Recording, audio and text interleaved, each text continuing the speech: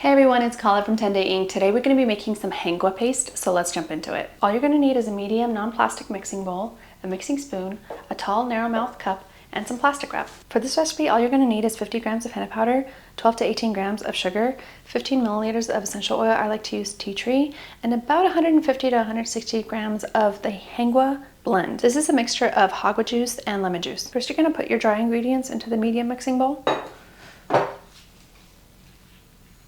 and about 3/4 of the Hengua Blend, and all of the essential oil. Gently start mixing all of that. If you notice it's really thick and you still have dry henna powder, just add some juice, a little splash at a time. You basically just want enough juice to get rid of all the dry henna powder. You want to make sure you don't add in too much liquid because you want your paste to be on the thicker side. It should be almost like a thick guacamole consistency. And just make sure to clean off your spoon. And we're just going to cover this completely with plastic wrap and set it aside at room temperature for about 3 to 6 hours. And you should have some leftover juice, so put that in the fridge because you'll need it later. Since I put it in a warm space, after about 3 hours, mine was ready to go, but you might have to wait 6 hours. The best way to check to see if it has dye release is just by scraping off the top layer and noticing a color difference between the bottom paste and the paste in the surface.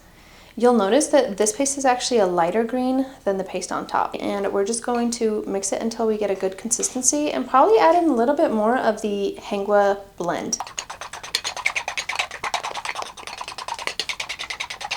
Do you notice that even before we add any Hengua Blend, the consistency has already started to get a little thinner? That's why we always want to make sure when we first mix henna or Hengua or not black henna, we make sure that it is a thicker consistency when we first mix it because it always starts to thin out once dye release happens. Now this consistency is too thick as a final product for me, so I am going to add a little bit of the Hengua Blend, just a splash at a time.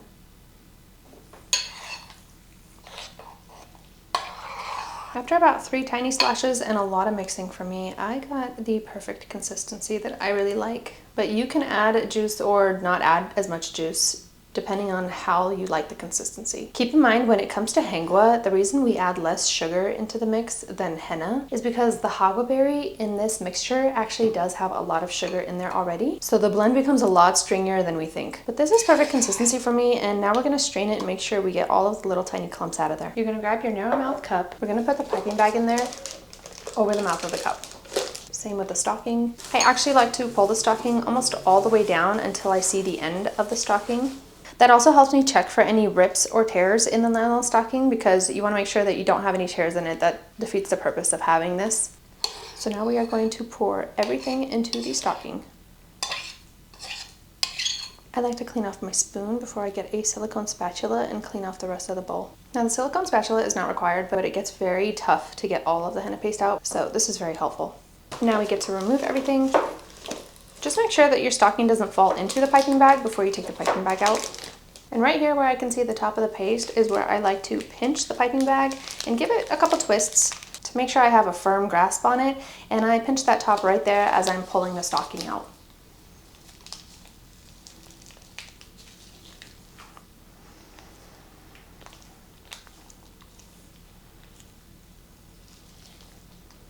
This is just helping remove all the clumps.